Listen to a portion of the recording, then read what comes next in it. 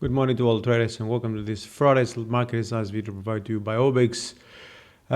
We've heard news about Brexit and also the US fiscal stimulus that both deals are being pushed back the line, are being delayed, but this is something that we usually hear anyway.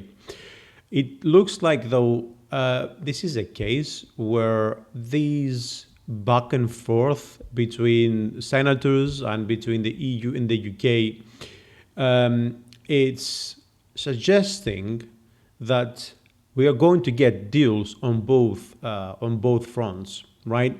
Now, the latest stumbling blocks that we've heard hitting yesterday, more particularly, were specifically regarding the Fed's emergency credit facilities when it comes to the U.S. fiscal stimulus, where a senator now is supporting Mnuchin's call to return the unused funds back to the Treasury. Now, what he's actually saying, he wants to put in the bill of the $900 billion a clause that says that the Fed will not be able to use that any longer. So this is one, I would say, stumbling block that is going indeed to push talks a little bit further. But I do think we're going to see a deal coming through, if not today, later today, over the weekend. Well, I wouldn't say certain, but with high certainty. Now, on the Brexit side, the stumbling block that we heard actually coming back on the headlines was, the one we've been hearing over the past few days about fisheries, right? But now there seems to be a case again, because also the cabinet is going for their Christmas holiday, where we might see something on the headlines today. But the fact that Boris Johnson said that in case there is something critical, we can return back to our offices just to get the deal signed pretty much, then that seems to suggest that he is expecting something to happen. Now, Ursula on the other side has also said that there has been a lot of progress, okay? There is still a main issue that is challenging, and this is the fisheries. But I think we're going to get something probably, definitely before the end of the year, but probably even early next week. That said, now we know that pound has been actually rising over the past few days, right?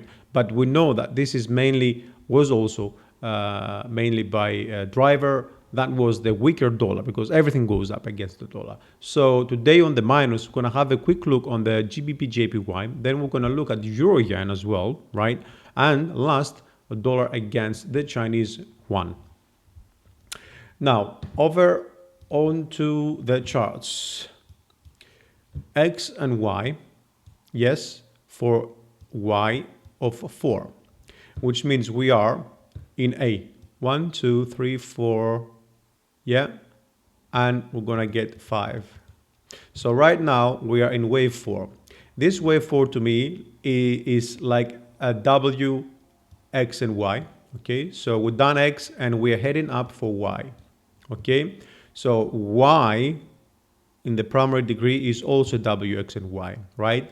Now this W, X and Y over here, which is exactly where we are, from there to there, I see as a triple zigzag, okay? With a simple zigzag over here, a running flat in wave X, and we are going in wave Y. Now we're expecting wave B, and then we're going to see wave C, right? So in the short/medium term, I'm looking for upside. In the short term, I'm looking for downside, okay? And I will explain why.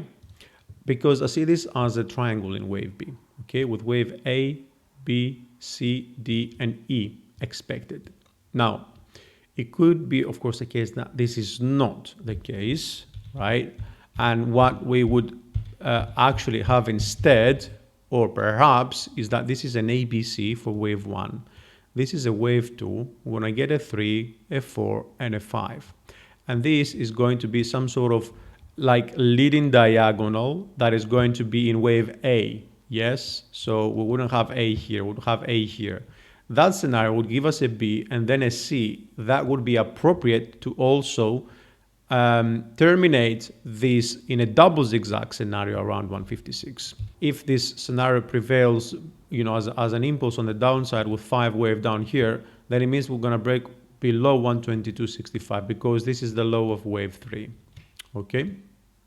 Now, if we have a quick look on euro against the yen, this structure here looks completely different. Okay, on euro yen we have put a top through a bottom, right, a while ago. Actually, we're now moving. This is wave 2, right? We've done wave 2, so we've done 1, this is 2, and we are going up for wave 3. This wave 3 in the immediate degree is part of primary wave 3, so you can imagine here the potential, right, in the long term, if of course this scenario prevails. Now over here, 1, 2, 3, 4 and 5 multi-structural WXY 44, 1, 2, 3, 4. I'm expecting another move to the upside. Yeah, we want to go and create a false break above 127. Okay, and once we get there, most likely we'll get wave 2. Now wave 2 can go down to 121. Okay, or potentially, if we assume we'll just get a false break, right, above 127, let's just say 127.3 or so,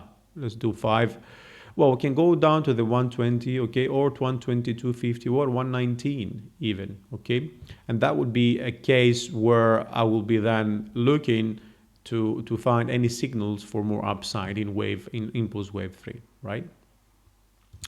And last but not least, dollar against the Chinese yuan. We talked about this last week. I'm still expecting 1, 2, 3, 4, 5 for A, yeah, a B, and I'm still expecting wave C to end. It didn't end. How I'm looking at this to happen is by, this is 1, 2, 3. This is okay. There's 2 scenarios, right? 1, 2, 3, 4, 5. Obviously, it's going to be an impulse.